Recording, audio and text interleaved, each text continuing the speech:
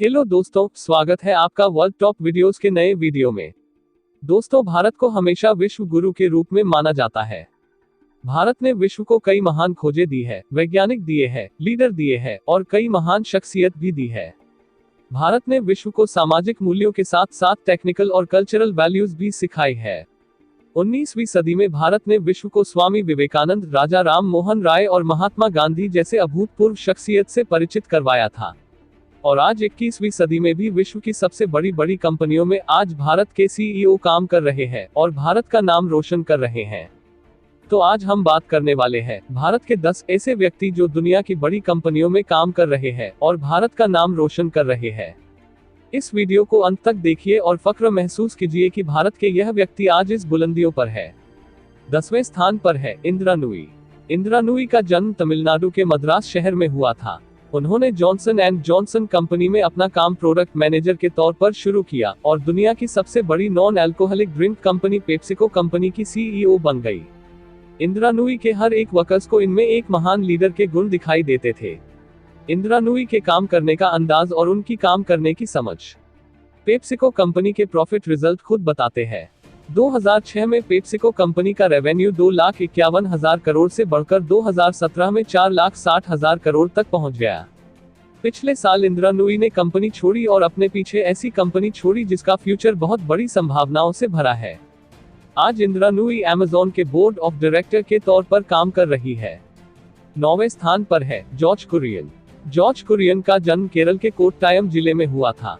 उन्होंने अपनी bachelor of engineering की पढ़ाई प्रिंसटन यूनिवर्सिटी से और एमबीए की पढ़ाई स्टैनफोर्ड यूनिवर्सिटी से की। जॉर्ज कुरियन ने अपनी पहली जॉब ओरेकल कंपनी में की थी, जहां पर उन्होंने प्रोडक्ट मैनेजमेंट और डेवलपमेंट डिपार्टमेंट में काम किया। उसके बाद ओरेकल कंपनी में उन्हें सर्वर डिवीजन का वाइस प्रेसिडेंट बना दिया गया। उसके बाद भी उन्होंने ओरेकल, फ्यूजन मिडलवेयर जैसी कंपनियों में बैकबोन की तरह काम किया। जॉर्ज कुरियन साल 2015 में नेट ऐप कंपनी के सीईओ चुने गए थे। उसके पहले वे इसी कंपनी के 2013 से लेकर 2015 तक प्रोडक्ट एग्जीक्यूटिव और वाइस प्रेसिडेंट भी रह चुके हैं। नेट ऐप कंपनी में उनकी सैलरी कम से कम 95 करोड़ तक की थी। 8वें स्थान पर है अरविंद कृष्णा। अरविंद कृष्णा का जन्म आंध्र प्रदेश के गोदावरी जिले में हुआ था। अरविंद कृष्णा ने अपनी पढ़ाई आईआईटी से की थी। अरविंद कृष्णा ने मात्र 28 साल की उम्र में आईबीएम को ज्वाइन किया था। ये उनकी लाइफ का सबसे बड़ा ब्रेक था। अरविंद ने पीएचडी भी की है। अरविंद को आईबीएम में उनके लगातार अच्छे काम की वजह से क्लाउड और कोऑपरेटिव सॉफ्टवेयर का वाइस प्रेसिडेंट बना दिया गया था।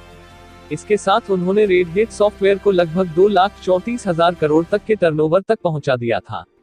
अरविंद कृष्णा को हाल ही में आईबीएम कंपनी का सीईओ बनाया गया है। 7वें स्थान पर है संजय मेहरोत्रा। संजय मेहरोत्रा उत्तर प्रदेश के कानपुर जिले में पले बड़े थे।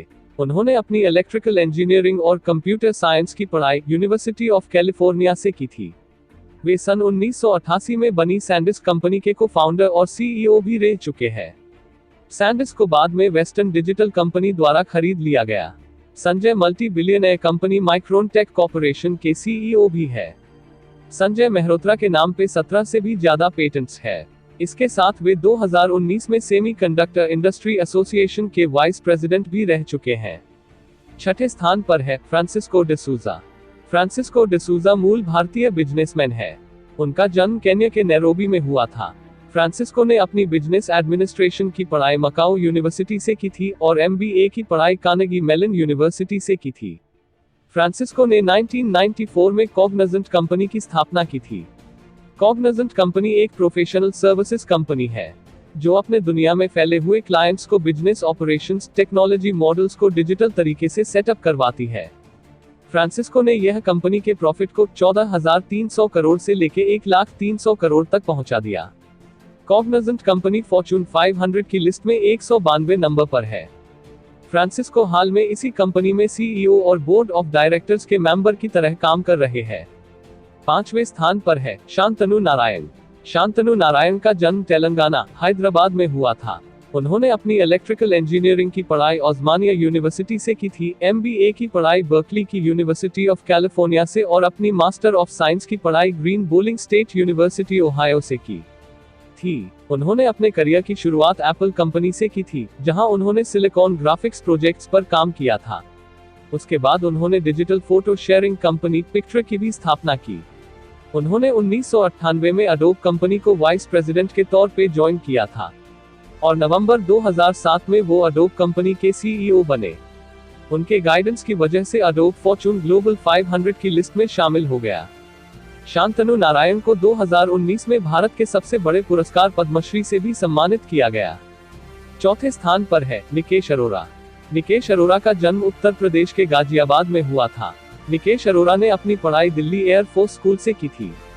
उसके बाद उन्होंने वाराणसी आईआईटी से इलेक्ट्रिकल इंजीनियरिंग की। उसके बाद उन्होंने विप्रो कंपनी में थोड़े समय तक काम किया। उसके बाद उन्होंने मैसाचुसेट्स की बॉस्टन यूनिवर्सिटी से एमबीए किया।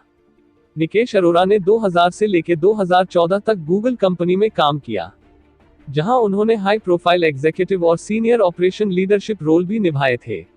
उसके बाद उन्होंने सॉफ्टबैंक के साथ काम करना शुरू किया, जहां पर 2014 से लेकर 2016 तक उनको 1500 करोड़ जितनी सैलरी दी गई थी, जो किसी भी एग्जीक्यूटिव को दी गई आज तक की हाईएस्ट सैलरी है।